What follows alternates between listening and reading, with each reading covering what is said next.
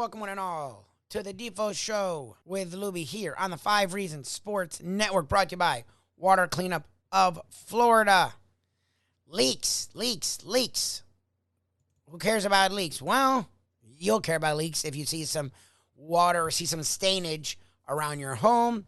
But do not let leaks ruin your day. Do not let leaks become a problem with your home or office. Water Cleanup of Florida are the people that will help you with any possible leak issues before they become leak issues. Just give them a call, 954-579-0356.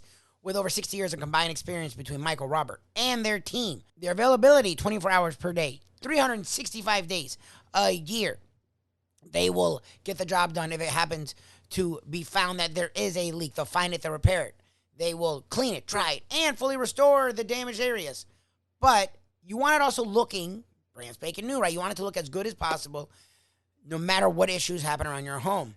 Well, with licensed, certified, insured contractors, they will take any job they do and make it look as good as new, and you will not have to go to any other sources. You go right to them, they'll get the job done. They cover Miami, Broward, and Palm Beach counties, 954-579-0356, 954-579-0356, or visit the website, wcufl.com.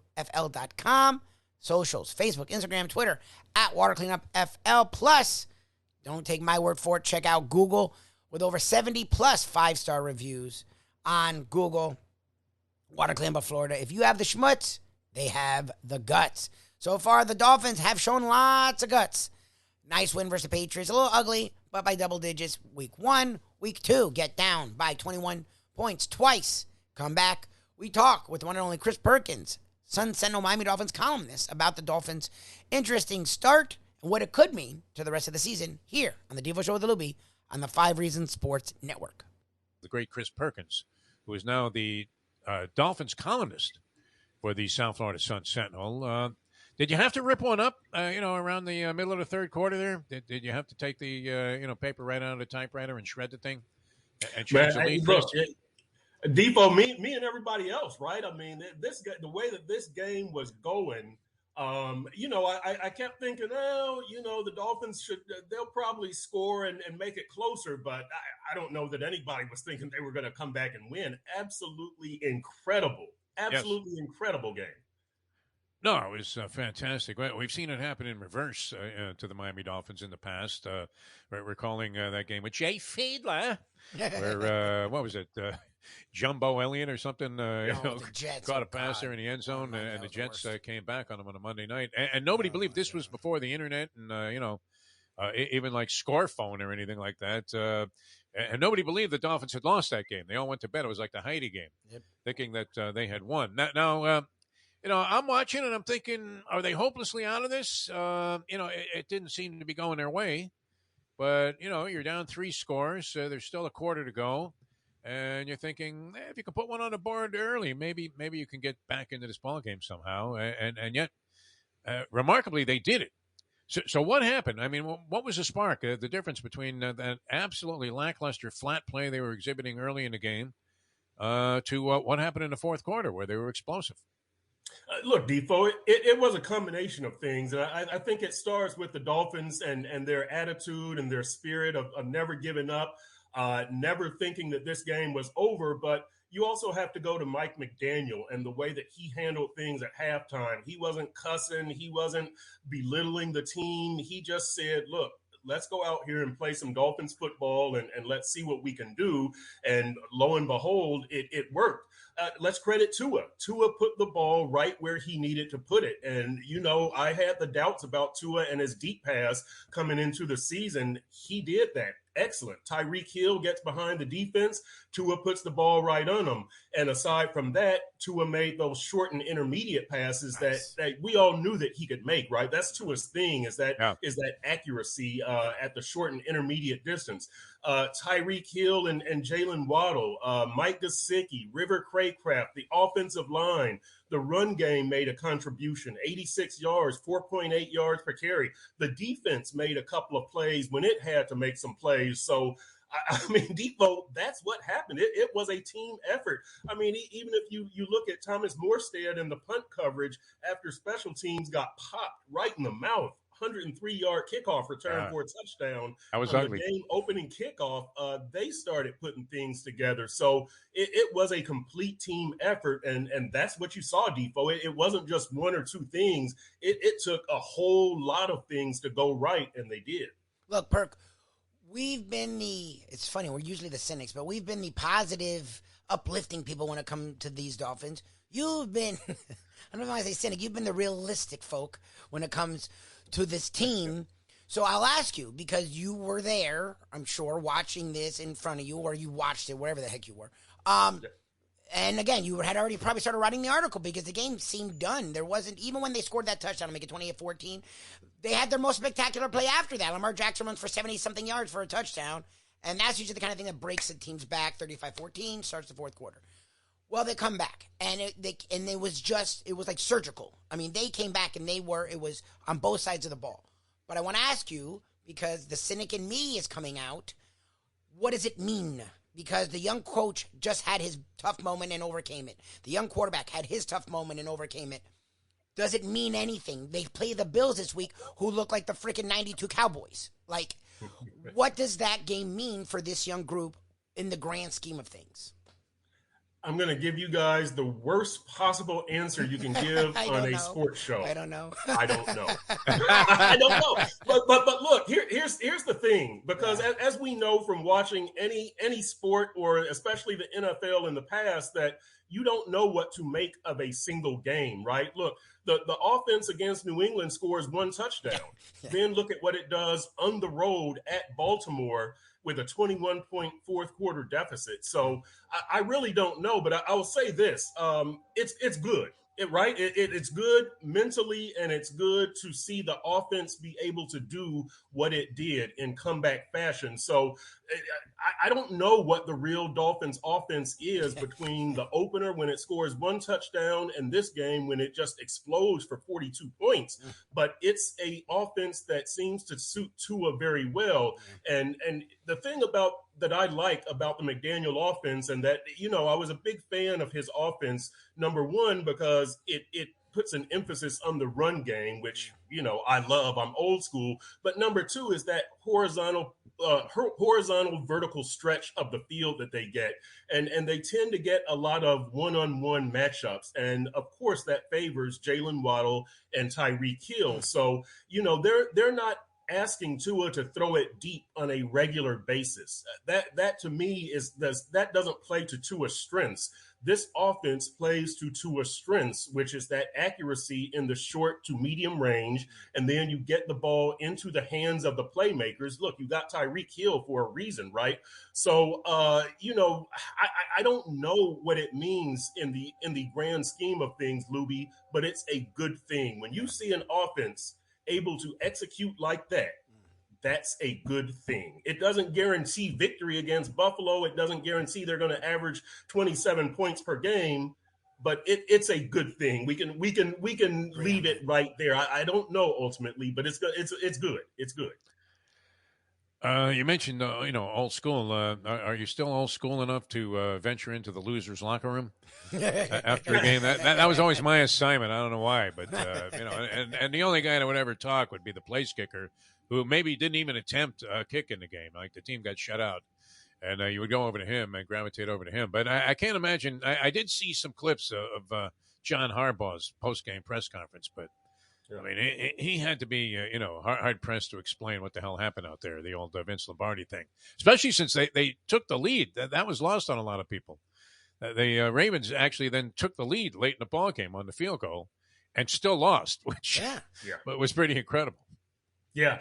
Well, first of all, I didn't go to the game. We have three riders, me, David Feronas, and Dave Hyde, and only two of us travel on the road to each game. Short strong. So I mean, is it favorable to stay home or go? What would you rather? I always prefer to go. Always. I always prefer to be in person, and I can see the sideline. I can see the whole field. I can see everything. So that's always my preference. But, you guys know newspapers are not thriving financially right now. So, what did Hyde have on you? I guess he had seniority. to get the assignment. All right. So, yeah, but I mean, yeah, that had to be a tough one to explain away. I mean, that was not an easy spot to be in if you were Harbaugh. No, and look, that was a total collapse, right? I mean, that was a total collapse. Complete. I mean, how do you let Tyreek Hill get behind the defense twice? Like, I mean, this is the guy who on the field who can most beat you deep, and you let him get behind the defense twice. And again, credit. He didn't even do anything either. I mean, he just ran right by the guy who bit on an out pattern that he didn't even he didn't even do a head fake. He just ran right straight down the field and caught this pass with nobody around him. Yeah. So, I mean, look, and we never go into the visitors' locker room anyway because, you just don't have time when you cover a team. But, man, I mean, Baltimore, wow, just what a collapse. And again, look, let's give some credit to the Dolphins and let's give some credit to that defense. I was hyping that defense, and I still will hype that defense. They had a rough day. They had a rough day. I mean, Xavier gets burned on the 75-yard touchdown pass. How many times have you seen that in his career? That a lot of very rare things, but they get that crucial 4th and 1 stop. They get that goal line stand there earlier in the game, and they were able to hold the Ravens to 3 fourth-quarter points. So complete team victory, but boy, we got a huge one. If you believe in huge week 3 games in the NFL in a 17-game, 18-week season, this is about as big as it can get in week 3. Well, and certain times in sports, you get in there, whether it's on an individual play or in a spot like this, where you kind of have a free shot. As you won this game against the Ravens. And, puts you in a favorable light. You got your 2. Certainly, look very exciting. I mean, the Dolphins haven't looked exciting like this in forever. I mean, even Clayton and Duper weren't necessarily as exciting as these two guys potentially could be. Tyreek Hill and Jalen Wadley. I mean, both guys with 11 catches in the ball game. That's, nothing to sneeze at. And, they put immense pressure on defenses. But, and Buffalo is in a spot where I would imagine, I don't know, if you've ever looked at this from an odds standpoint, but teams that played on a Monday night going on the road in the subsequent week, I would imagine don't have a favorable upside record. So if you were going to catch the Bills down here in September, heat of the day, this is like a free shot. Nobody expected them to win the game when you looked at the schedule before the season starts. After watching the first couple of ball games by each team and performances, it looks like Buffalo is almost invincible at this point. And yet you got, one good swing at them, and maybe you come up with a surprise win, and that would really trigger, well, it would certainly have us doing a Kazatsky, those of us that played the over on 8 and a hook, that's for sure. Yeah, I mean, look, you're right, Defo. A 1 o'clock game in September. It's probably going to be hot and humid. They are coming off of the short week because they just played last night. So from that outside perspective, these are favorable circumstances.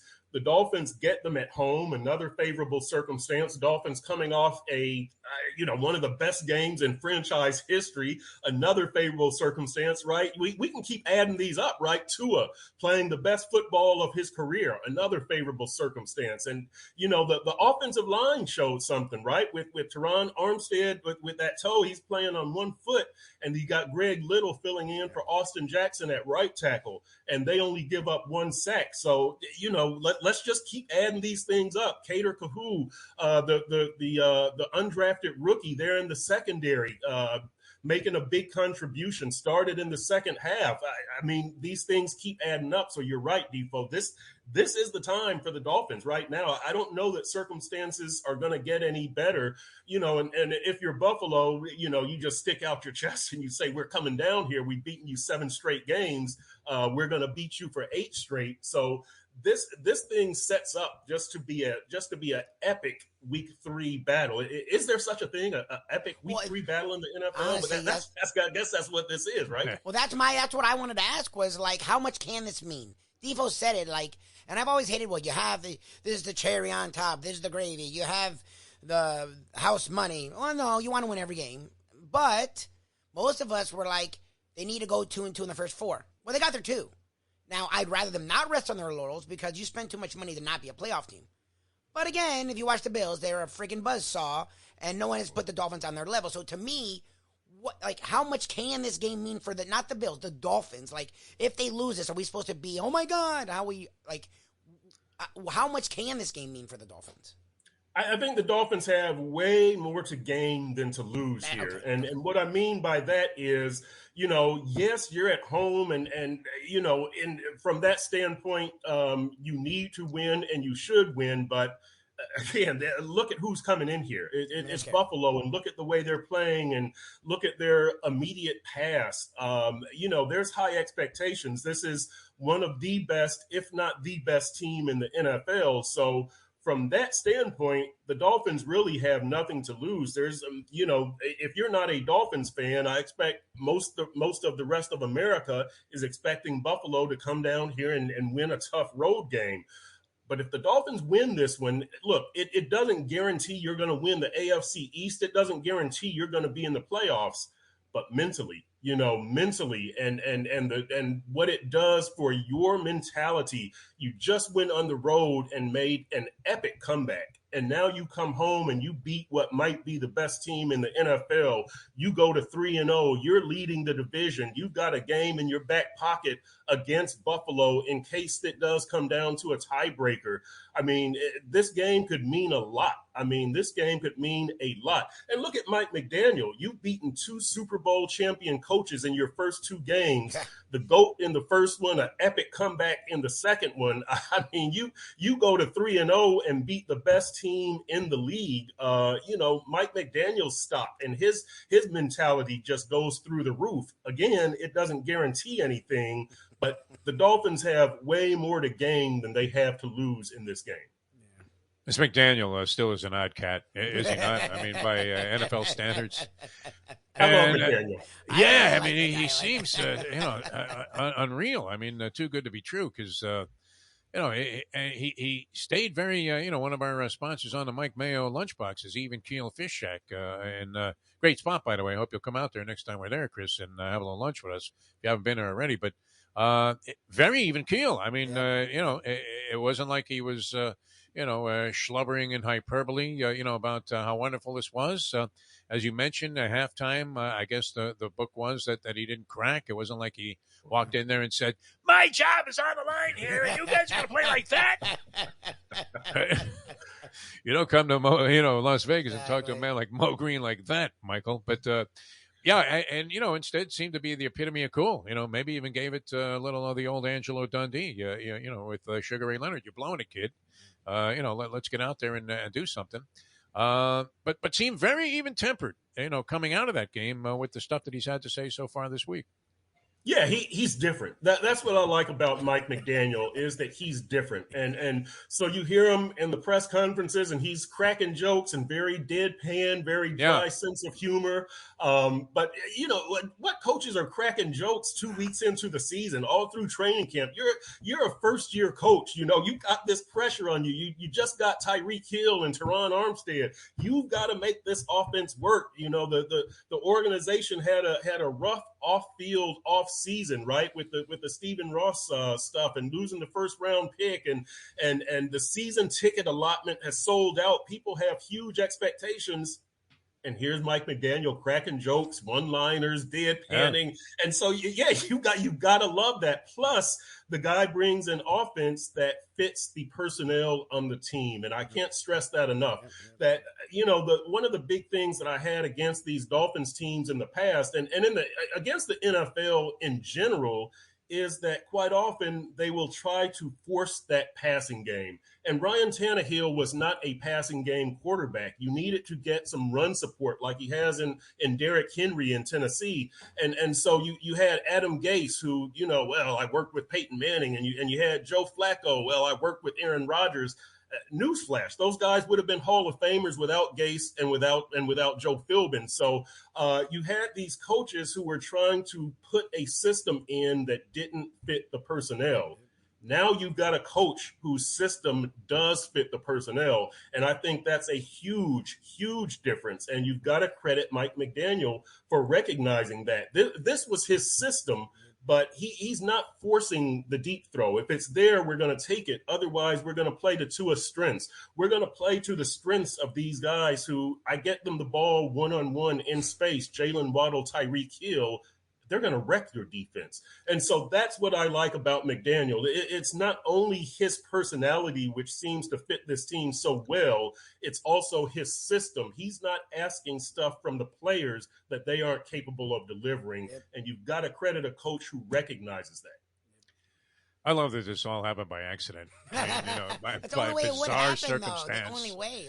Complicated by, as you mentioned, the, off-season controversies that afflicted the Miami Dolphins and the punishment that ensued of losing a first-round pick because McDaniel, they probably were more inclined to want Josh McDaniels, who's now 0-2 and looking like a buffoon with the Raiders, and again, very much looking like another failure that fell off the Belichick coaching tree. But and this guy is cool as a cucumber. And I don't know, was he fourth, fifth on their list? They might have even given Coco Cameron a call to come back before they, looked at Mike McDaniel. But it looked like it worked out great. Anyway, there was a buzz around town, so that's good. There's interest in the columns you're writing and the things we're talking about, and it's nice to see. And it's good to see a team. We always said if they were going to be bad or be mediocre, at least be exciting. And they certainly were exciting, in these first couple of ball games, especially this fourth quarter, which you're hoping is a springboard for something good, and maybe, we're Cinderella Man in this game, are we not? James J. Braddock coming up against the Buffalo Bills. And notice it's now where it used to just purely be, the Dolphins.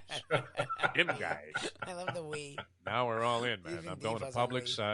It's as good as if Dolph Van Denny had been resurrected from the grave. Coming out, spearheading us with that towel that said go on it, which always I found to be an inspiration. I don't know about you. Iconic. Yeah, it was great. All right, Chris, always a pleasure, my friend. We'll catch your stuff in the Sun-Sentinel and sunsentinel.com and now the Dolphins Columnist. Outstanding job. Thanks so much for joining us. And again, looking good early in the morning. I want to dive right into that pool there and, spend some time just relaxing this afternoon. It'd be great if it doesn't rain all day. Come. You're welcome to the Perkins estate anytime. It's virtual. But, we'll have a good time anyway, right? We got good imagination here. We love you. Green screen to pool. That's always a good one. Yeah. That's it. Casa de Perk, baby. All right. Thanks a lot. Appreciate it. Chris Perkins, ladies and gentlemen. Always enjoy our conversations with the one and only Chris Perkins of the South Florida Sun-Sentinel. Follow him up on Twitter at Chris Perk. He's usually very, not cynical, just honest and realistic about the Dolphins. He's one of those that didn't have them winning more games this season, but he is pleasantly surprised by what he's seen. He will not admit that it means a lot toward the greater future for this season, but he did say that it is good, right? Duh, I get it. The kid has 6 touchdowns. The offense scores 42 points total. They have 28 points in the fourth quarter. Obviously, it's good. Well, no, it could be a one-off, right? You could have just gotten on a run, but it doesn't mean anything. Well, no, what he's saying is it's good. It shows Mike McDaniel, even in tough times, he stayed the course, and so far it worked out. Tua, with everything coming down on him. Look, I've been a guy who's been as big a Tua defender as anyone. I was jumping off the bandwagon in that first half. Tua stayed strong, stayed true. His team stayed by him. Coach, they worked in concert, and they took out one of the best coaches in college, one of the best coaches in the NFL, and one of the better quarterbacks in the league, and they came back and they won. And that was impressive. And it may not mean they're in the playoffs. It may not mean they're winning the division. But it means that they're in the right direction, especially when it comes to offense compared to where they've been the last long time. So it was nice to see. And we will continue to talk about the Dolphins. We'll talk about the Canes as well, as they took it on the chin this past weekend. But still some hope. They're still in the top 25. So I guess that's a positive. Talk more about the South Florida sports scene each and every day. Check us out 7 to 9 on South Florida Live. The Defo Show with Lubie. Check that out, YouTube or Google, South Florida Live or The Defo Show with Lubie. Our national podcast, The Believe Network, BLEAV.com. Search After Hours. And most days, our South Florida content right here, The Defo Show with Lubie on the 5 Reasons Sports Network. Hey folks, Tony Segreto here. You know, since day one, Catholic Health Services has been part of Old School. And since we've started letting people know about them, it's changed their lives. You see, Catholic Health Services, while being recognized as one of the top places for stroke rehab in the country, it's also about a group of people who not just excel in what they do, from the doctors to the nurses to the therapist, on and on and on. It's how they do what they do every single day that separates them from the pack. They do it with a passion, unmatched, and the inclusion of family in every step of the process. Trust me when I tell you this. If you want the best, unmatched rehab with a special group of skilled, caring people, there is truly only one place, and that one place is Catholic Health Services. These days, we're all looking for comfort anywhere we can find it. Thank goodness for Landlubbers Raw Bar and Grill in Plantation, because they are making sure you are as comfortable as possible. First of all, they're not only open for delivery and pickup. All you have to do is go to landlubbersbarandgrill.com for both pickup and free delivery. You're going to have the best wings in the world. You're going to have a great burger. You're going to have their amazing soups. Again, Landlubbers, Raw Bar and Grill. It's nice and easy. Just go to landlubbersbarandgrill.com for both your pickup and free delivery. Thank goodness for Landlubbers for making you always feel right at home. Hey folks, Tony Segreto here. Let me ask you a question. What do you look for when you go out to eat? Good food, obviously, friendly atmosphere, not too loud, but good energy, reasonable prices, and a place where you feel comfortable. All those ingredients, no pun meant there, are hard to find unless you're talking about the Texas Roadhouse. You see, they encompass all of those attributes. Really, really good food, amazing atmosphere, good for a family, good for a date, or just a night out for yourself, and prices that will make you extremely happy. Their ribs unmatched, steaks hand cut every day. Everything, and I mean everything, is made on site, including their incredible bread. It's the one day, folks, that you can forget about low-carb diets. Trust me when I tell you, Texas Roadhouse, your restaurant, your destination when you say, where should we go and eat tonight?